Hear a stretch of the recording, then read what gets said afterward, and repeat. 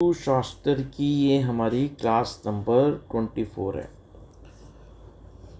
Now आप पढ़ेंगे mercury और केतु का इम्पैक्ट। यानी अगर घर में कहीं पे मरकरी और केतु मिलके युक्ति बना रहे हैं, यानी बुध और केतु मिलकर घर में कहीं युक्ति बनाकर बैठे हैं, तो उस घर के ऊपर क्या इम्पैक्ट पड़ेगा।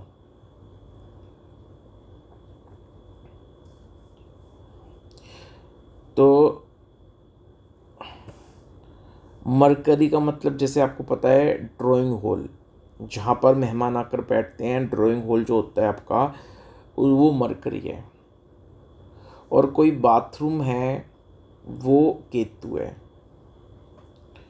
अब अगर ड्राइंग रूम और बाथरूम अटैच्ड हैं आपस में, बिल्कुल ड्राइंग हॉल, बेडरूम नहीं, ड्राइंग हॉल और बाथरूम अटैच्ड है। अगर आपके घर में बेडरूम है और बेडरूम के साथ अगर बाथरूम है तो वो अलग बात है। जो बेडरूम होता है वो शुक्र होता है। तो इसलिए बेडरूम की अभी बात ही नहीं कर रहे, हम बात कर रहे हैं अगर ड्राइंग हॉल है और बाथरूम आपस में अटैच्ड हैं, तो फिर यहाँ पर मरकरी और केतु की युक्ति बन गई।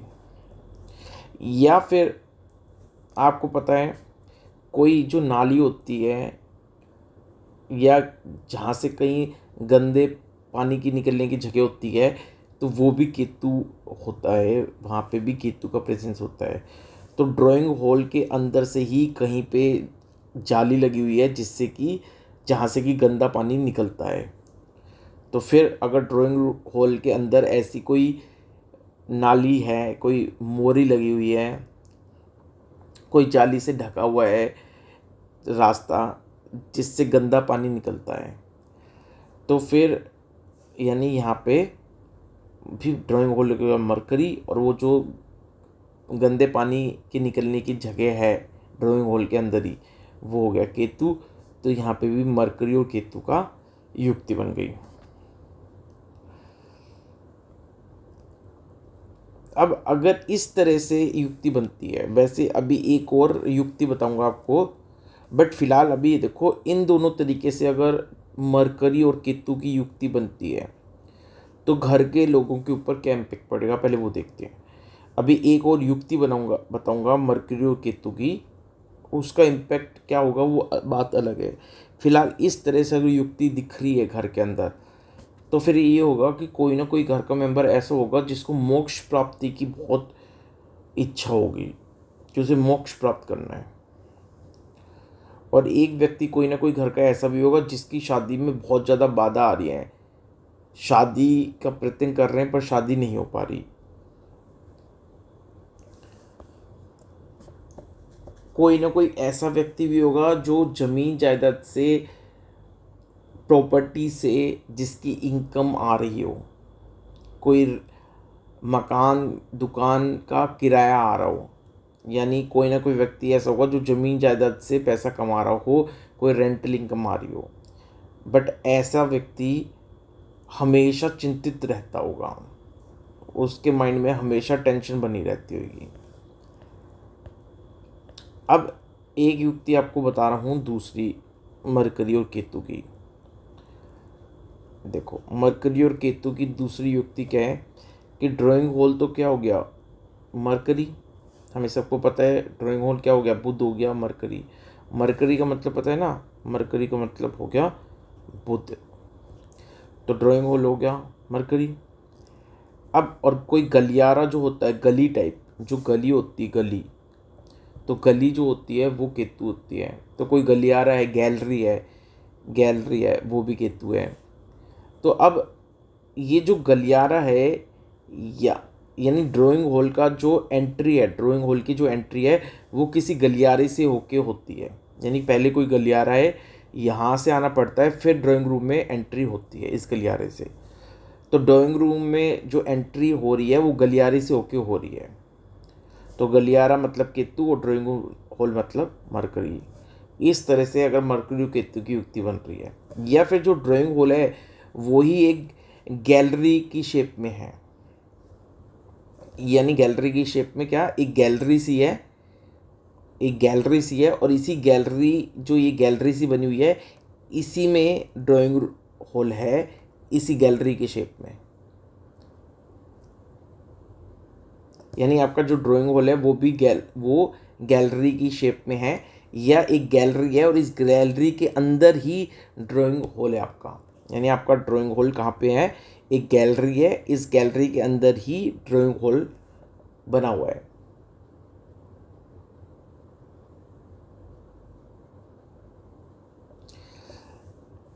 तो फिर ऐसा व्यक्ति अगर इस तरह से मरकरी और केतु की युक्ति बन रही है, गैलरी का मतलब केतु और ड्राइंग हॉल का मतलब मरकरी, तो अगर गैलरी के अंदर ड्राइंग हॉल है तो यानी केतु और मरकरी साथ आ गए। तो फिर ऐसा व्यक्ति, घर में ऐसा कोई व्यक्ति होता है जो किसी सब्जेक्ट का बहुत बड़ा एक्सपर्ट होता है, यानी सब्जेक्ट का कमांड नहीं होता, सब्जेक्ट की एक्सपर्टीज़ होती है, एक्सपर्ट होता है कि उसके ऊपर बुक लिख सकता है, वो इतना एक्सपर्ट होता है, और बहुत ज़्यादा एजुकेटेड होता है और बुद्धिमान होता है। यानी कोई ना कोई घर का व्यक्ति कैसा होगा जो बहुत ज़्यादा किसी सब्जेक्ट पे उसकी पकड़ होगी, बहुत ज़्यादा एक्सपर्ट होगा और बहुत एजुकेटेड होगा और बहुत ज़्यादा बुद्धिमान होगा। तो अब वास्तु में मैं उम्मीद करता हूँ कि आप जो वास्तु सीख रहे हो उसके आप नोट्स बना रहे हो, क्योंकि आप अगर नोट्स बनाते चलोगे तो आप इसी नोट से अपनी रिवीजन करोगे, जितना आपने पढ़ा है उसको आप इसी नोट से रिवाइज करोगे, और जब आप 2-4 बार रिवाइज करोगे तब जाके सारे कॉन्सेप्ट आपके माइंड में बैठेंगे। तो इसलिए नोट्स अगर होंगे तो बार बार आपको अपने नोट्स रिवाइज करने पड़ेंगे। जब आप आगे प्रिडिक्शन भी करोगे, अगर आप आगे जाके जब प्रिडिक्शन भी करोगे तो भी आपको अपने नोट से रेफ़र करना पड़ेगा कुछ ना कुछ बातों को, क्योंकि बहुत सारी बातें ऐसी होंगी जो दिमाग से स्किप हो जाएंगी। तो इसलिए अगर प्रॉपर नोट्स बना के चल रहे हो, तो ये आपको पूरी लाइफ आपकी हेल्प करेंगे, पूरी लाइफ। लेकिन अगर आप इस फील्ड में अपना कैरियर बनाना चाहते हो तो आपको पढ़ना तो पड़ेगा।